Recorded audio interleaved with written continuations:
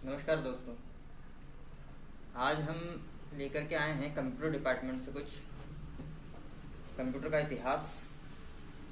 हम जानेंगे कि कंप्यूटर का इतिहास क्या है और किस तरीके से डेवलप हुआ, किसने किया। इस टाइप के कुछ क्वेश्चंस हैं जिसके डाउट्स हम आज क्लियर करेंगे। थोड़े बहुत हो सकता है हमारे पास जो जानकारी हो वो उतनी सटीक ना हो जितनी कि तत्कालीन वर्तमान में रही होगी। फिर भी देखते हैं कुछ चीज़ें, कुछ तथ्य, कुछ फैक्ट्स जो हमें समझ में आए, उसके अनुसार अपन आगे देखेंगे कि कंप्यूटर का इतिहास क्या रहा होगा। तो अपने पास क्वेश्चन है एक, सबसे पहले कंप्यूटर का इतिहास क्या है। तो इसे अपन ऐसे समझते हैं कि बेबेज और काउंटेंस की एक कहानी है छोटी सी, तो उसे अपन समझते हुए चलते हैं। तो उसमें पाएंगे अपन कि कंप्यूटर का इतिहास वास्तव में क्या रहा होगा। 1791 में इंग्लैंड में जन्मे चार्ल्स बेबेज एक आविष्कारक तथा गणितज्ञ थे। ये एक फैक्ट है अपने पास। एक चार्ल्स बेबेज नाम के कोई व्यक्ति थे जो इंग्लैंड में जन्मे थे और वो एक गणितज्ञ भी थे। वो कुछ समीकरणों को हल कर रहे थे। उस वक्त उन्होंने अपनी टेबल में पाया कि कुछ गड़बड़ी हो रही है। तो उन्होंने डिसाइड किया कि मैं ऐसा कुछ यंत्र बनाऊं या ऐसी कुछ चीज़ बनाऊं, ऐसी कुछ मशीनरी बनाऊं जिसके ज़रिए इन अंतरों को समझ के या इस टेबल के अंदर जितने भी अंतर हैं उन अंतरों को समझ के उसे सॉर्ट आउट किया जा सके और उसको सही तरीके से पेश किया जा सके। तो आइए इसी चीज़ पर आधारित हम कुछ क्वेश्चन और उनके आंसर्स देखते हैं क्या है। 1791 में इंग्लैंड में जन्मे चार्ल्स बेबेज एक आविष्कारक और गणितज्ञ थे। कुछ समीकरणों को हल करते समय उन्होंने पाया कि वे जिस गणित तालिका का प्रयोग कर रहे थे उसमें कई गलतियां थीं। उन्होंने तय किया कि एक ऐसी मशीन बनाई जाए जो समीकरणों के अंतर का हिसाब लगाकर उन्हें ठीक से हल कर सके।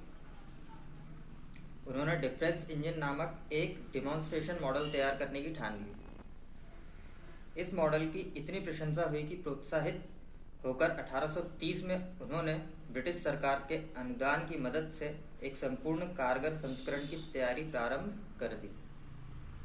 ये उसका एक जनरल आइडिया है, एक जनरल डेफिनेशन है कि चार्ल्स बेबेज कौन थे और उन्होंने क्या किया, इस टाइप से। और आगे की प्रोसेस में हम जानेंगे कि उसका इतिहास कैसे आगे बढ़ा। बेबेज को लगा कि इस मशीन की छोटी सी कमी भी इसकी असफलता का कारण बन सकती थी। बेबेज के सहकर्मी मानते थे कि वो एक निरर्थक मशीन बनाने की कोशिश कर रहे हैं। अंततः बेबेज अपना पैसा बर्बाद करने के बाद सरकार ने अपनी वित्तीय सहायता वापस ले ली। मतलब बेवजह गवर्नमेंट को ऐसा लगा कि बेबेज बेफिजूल की मशीन बना रहा है, उससे कुछ होना जाना है नहीं, वो बेवजह पैसा बर्बाद कर रहा है। तो गवर्नमेंट ने क्या किया, पहले तो उनको अनुदान दिया उस मशीन को बनाने के लिए, मगर बाद में कुछ समय के बाद जब गवर्नमेंट हार मान गई तो फिर उनको ऐसा लगा कि पैसे वापस ले लेने चाहिए या सपोर्ट और नहीं देनी चाहिए। इसलिए गवर्नमेंट ने वो सारी चीज़ें वापस लेना शुरू कर दी। तो इस वजह से चार्ल्स बेबेज को एक धक्का लगा। इस आघात के बावजूद बेबेज ने हार नहीं मानी। उन्होंने एनालिटिकल इंजन नामक एक अन्य मशीन की रूपरेखा तैयार की। पहले वो एक डिफरेंस इंजन बना रहे थे गवर्नमेंट के साथ मिलकर, मगर जब गवर्नमेंट ने हाथ पीछे ले लिए तो फिर उन्होंने क्या किया, अब यार गवर्नमेंट को छोड़ो, अपन खुद अपना बनाते हैं। तो उन्होंने फिर एक एनालिटिकल इंजन नामक एक मशीन बनाई। हालांकि वो मशीन भी उस डिफरेंस मशीन की जैसी थी, वो सब सीक्वेंस था, उनका सीक्वल था, बस नाम का अंतर है कि पहले वो गवर्नमेंट के साथ मिलके बना रहे थे, फिर उन्होंने सेपरेट खुद का तामझाम कर लिया और फिर उसके बाद मशीनरी बनाना स्टार्ट कर दिया। उन्हें आशा थी कि यह कई तरह के हिसाब कर पाएगी। हालांकि उनके जीते जी उसे तैयार नहीं किया जा सका, लेकिन उनके बेटे ने एक मॉडल जरूर बनाया। यह अलग बात है कि 1891 में पहली बार एनालिटिकल इंजन का कारगर संस्करण तैयार हो पाया तथा लंदन में इसे लोगों को प्रदर्शित करने के लिए रखा गया।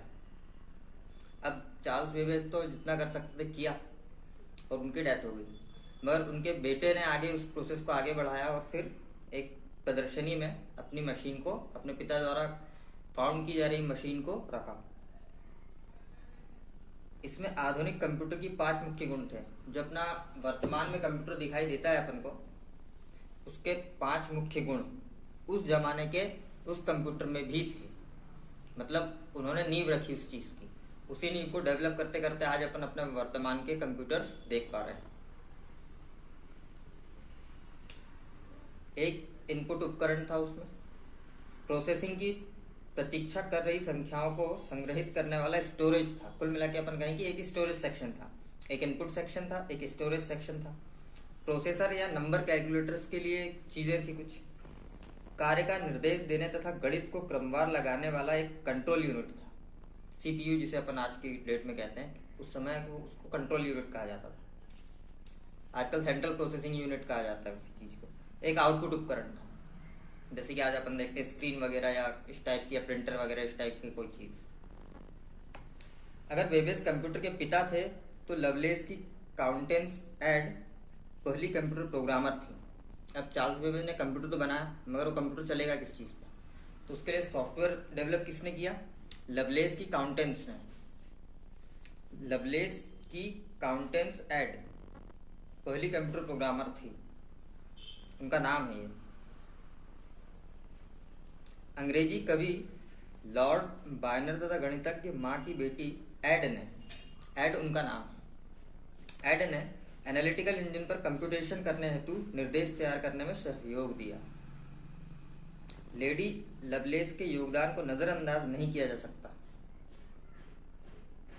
उन्हें लगा कि बेबेज का सैद्धांतिक दृष्टिकोण तर्कसंगत था, साथ ही उनकी अपनी रुचि ने भी उन्हें काफी प्रोत्साहन दिया। इसके अतिरिक्त उन्होंने टिप्पणियों की एक श्रृंखला का भी प्रकाशन किया, जिससे कई लोगों को वैसा कुछ कर दिखाने में मदद मिली जो स्वयं बेबेज नहीं कर पाए। तो इस तरीके से चार्ल्स बेबेज ने अपनी प्रोसेस की नींव रखी और उसको आगे बढ़ाया।